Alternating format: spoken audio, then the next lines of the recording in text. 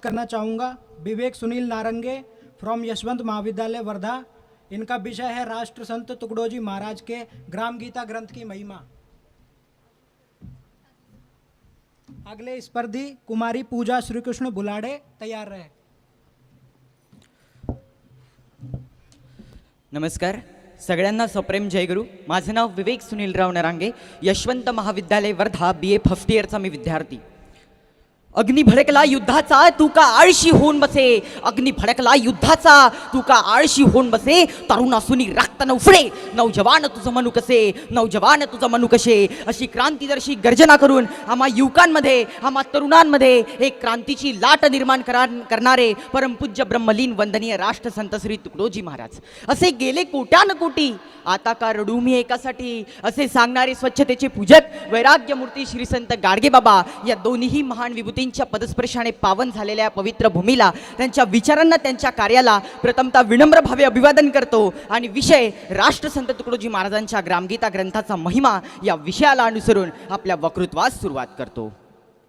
22 जुलै 1953ला पंढरपुरामध्ये चंद्रभागे छत्री वंदनीय राष्ट्रसंत श्री तुकडोजी महाराज बसले असताना त्यांच्या मनामध्ये ग्रामोन्नतीविषयक विचार दाटून आला। त्यांना स्फूर्ती झाली, त्यांची लेखणी चालायला लागली आणि त्यांच्या हातून एक अद्भुत अद्वितीय युगप्रवर्तक ग्रंथ लिहिला गेला, जो खऱ्या अर्थाने आजच्या युगाची संजीवनी बुटी आहे। त्या ग्रंथाचं नाव आहे ग्रामगीता। याच ग्रामगीतेनुसार अध्याय क्रमांक 1 देवदर्शन, ओळी क्रमांक 43-44 मध्ये या क्षणाचे वर्णन करताना वंदनीय महाराज म्हणतात की पुण्यक्षेत्र पंढरपुरी बैसल वस्ता चंद्रभागेत्री, स्फुरू लागली ऐसी अंतरी विश्वाकार वृत्ती, तेथे दृष्टांत होई अद्भुत, कासया करावी विश्वाची मात, प्रथम ग्रामगीताची हातात घ्यावी म्हणे। मित्र हो, या जगाच्या पाठीवर असा एकच ग्रंथ आहे की जो अखिल विश्वाचा उद्धार एकटाच करू शकतो आणि त्या ग्रंथाचं नाव आहे ग्रंथराज ग्रामगीता ग्रंथ। आदर्श ग्राम कसं निर्माण करावं, आदर्श कुटुंब कसं निर्माण करावं, आदर्श विद्यार्थी, आदर्श तरुण, आदर्श गुरुजन, आदर्श नागरिक कसं व्हावं, या सर्व प्रश्नांची उत्तरे वंदनीय राष्ट्रसंतांनी ग्रामगीतेमधून देऊन खऱ्या अर्थाने आदर्शत्वाची गुरुकिल्लीच ग्रामगीतेच्या रूपाने आपल्याला प्रदान केली आहे। या आदर्शत्वाचा दाखला देत असताना वंदनीय राष्ट्रसंत अध्याय क्रमांक 41 ग्रंथ महिमा या अध्यायामध्ये मोठे सुंदर म्हणतात। ते म्हणतात की एकांती बैसुनी वाचली गीता, अर्थ समजुनी मनन करिता, जीवनी उतरे आदर्शता घरादारा सहित, स्त्रिया मुले होईल आदर्शपूर्ण, हा ग्रंथ घरी होता पठन, गाव होईल वैकुंठपूर्ण, वाचता वर्तता ग्रामगीता। मित्र हो, ग्रामगीतेच्या प्रत्येक ओवीची महिमा अद्वितीय आहे। आधुनिक समाजाला उपयुक्त असे अनेक सिद्धांत वंदनीय राष्ट्रसंतांनी ग्रामगीतेतून मांडले आणि म्हणूनच वंदनीय राष्ट्रसंतांचा हा ग्रंथ जो वाचेल त्याचा उद्धार झाल्याशिवाय राहणार नाही, इतकी ताकद वंदनीय महाराजांच्या या ग्रामगीतेत असलेली आपल्याला पाहायला मिळते। वंदनीय राष्ट्रसंतांचा हा ग्रंथराज ग्रामगीता ग्रंथ फुले उधळण्यासाठी किंवा पारायणासाठी नव्हे, तर वंदनीय राष्ट्रसंतांचा हा ग्रंथ आचरणात्मक ग्रंथ आहे। तो मानवाच्या जीवनाला योग्य वाट दाखवणारा, त्याच्या जीवनाला अनुकूल बनवणारा वंदनीय राष्ट्रसंतांचा हा ग्रंथ आहे। वंदनीय राष्ट्रसंत ग्रामगीतेत 41व्या अध्यायामध्ये खूप सुंदर म्हणतात की ग्रामगीता नव्हे पारायणासी, वाचता वाट दावी जयासी, समूळ बदलवी जीवनासी, मनी घेता अर्थ तिचा, ही नवे फुले टाकण्यासाठी, ही आहे ग्रामची उद्धार दृष्टी, आजच्या युगाची संजीवन बुटी, मानतो आम्ही ग्रामगीता। मित्र हो, ग्रामकल्याण, विश्वकल्याण, सर्वधर्म संभावता, संसार परमार्थ, सेवेचे सामर्थ्य, व्यसनमुक्ती, संघटन शक्ती, मातृगौरव, स्त्री सामर्थ्य, वैवाहिक जीवन, मृत्यू संस्कार यासारख्या अनेक विषयांवर वंदनीय राष्ट्रसंतांनी ग्रामगीतेमध्ये विवेचन केले आहे। आणि या ठिकाणी एक आवर्जून सांगू इच्छितो की या आयुष्याचा जर खरा अर्थ उलगडायचा असेल तर या जगाच्या पाठीवर असा एकच ग्रंथ आहे की जो आपल्याला मदत करू शकतो, जो आपल्याला उपयुक्त ठरू शकतो, आणि त्या ग्रंथाचं नाव आहे ग्रंथराज ग्रामगीता ग्रंथ।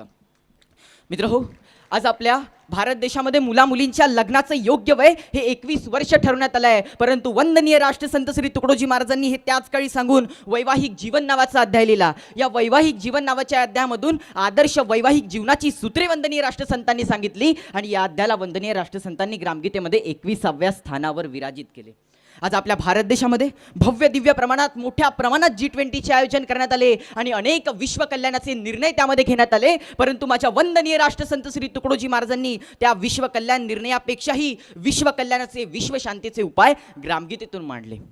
खऱ्या अर्थाने बघायचं झालं तर माझ्या मते वंदनीय राष्ट्रसंतांचा हा ग्रंथ एका दिव्याप्रमाणे आहे की जो आपल्या प्रकाशाने केवळ ग्रामालाच नव्हे, देशालाच नव्हे, तर अखिल विश्वाला दिपवून ठेवू शकतो, तेजोमय करू शकतो. इतकी ताकद वंदनीय महाराजांच्या या ग्रामगीतेत असलेली आपल्याला पाहायला मिळते. मित्रहो, वंदनीय राष्ट्रसंतांनी ग्रामगीतेतून शेकडो विचार मांडले. त्याचपैकी अध्याय क्रमांक 19 जीवन शिक्षण यामधून वंदनीय राष्ट्रसंतांनी शिक्षणाविषयीचे महत्त्व विशद केले. शिक्षणाविषयीचे महत्त्व विशद करताना वंदनीय राष्ट्रसंत खूप सुंदर म्हणतात की वडिलाने मुलगा नाही शिकविला तोही पापाचा भागीदार झाला. जैसे जन्म देणे कर्तव्य त्याला, तैसेची शिक्षण देणे ही अगत्याचे. वंदनीय राष्ट्रसंत पुढे जाऊन हे देखील म्हणतात की शिक्षण न घेतल्याने, अशिक्षित राहिल्याने काय परिणाम होतात. वंदनीय राष्ट्रसंत म्हणतात की मग तो राही अंगठा छाप, कोणीही त्याला द्यावी टाप, आयुष्य भरी कष्ट संताप, भोगत असे आंधळ्या परी, त्यासी बंद उन्नतीची द्वारे, आयुष्य जाय हमालित सारे, किसान परी कळे ना गोजिरे, शेतीचेही नवे ज्ञान.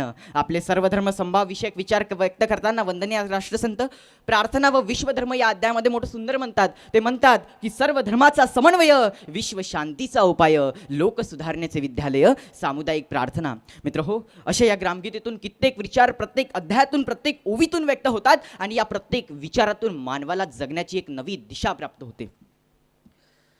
मित्र हो, अशा या ग्रामगीता ग्रंथाची महिमा सांगता संपेना, परंतु सरतेशेवटी एकच सांगतो की वंदनीय राष्ट्रसंत श्री तुकडोजी महाराज यांच्या विचारांमध्ये, यांच्या शब्दामध्ये विश्व परिवर्तनाची ताकद होती. वंदनीय राष्ट्रसंत आपल्या शब्दाची महिमा सांगताना खूप सुंदर म्हणतात की मैं शब्द की खैरात हूँ, सब शब्द मेरे पास है, मुर्दे जगादू शब्द से, होता अशुभ कार्यास है, होता अशुभ कार्यास है. आणि मित्रांनो, वंदनीय राष्ट्रसंतांचे हेच विचार, हेच शब्द आज ग्रामगीतेच्या रूपाने आपल्या जवळ आहे. आजच्या या जगाची विध्वंसक परिस्थिती पाहता खऱ्या अर्थाने आजच्या या जगाला ग्रामगीतेची सगळ्यात जास्त आवश्यकता आहे. निश्चितच तुम्ही आम्ही सगळे ग्रामगीतेचं वाचन करून त्यानुसार आचरण करून या विश्वाचा कायापालट निश्चितच करू, हा आशावाद ह्या ठिकाणी व्यक्त करतो आणि इथेच आपल्या वाणीस विराम देतो. धन्यवाद, नमस्कार, जय गुरु.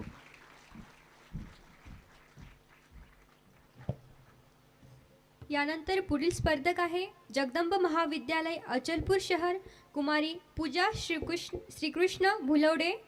हिचा विषय आहे राष्ट्रसंत तुकडोजी महाराज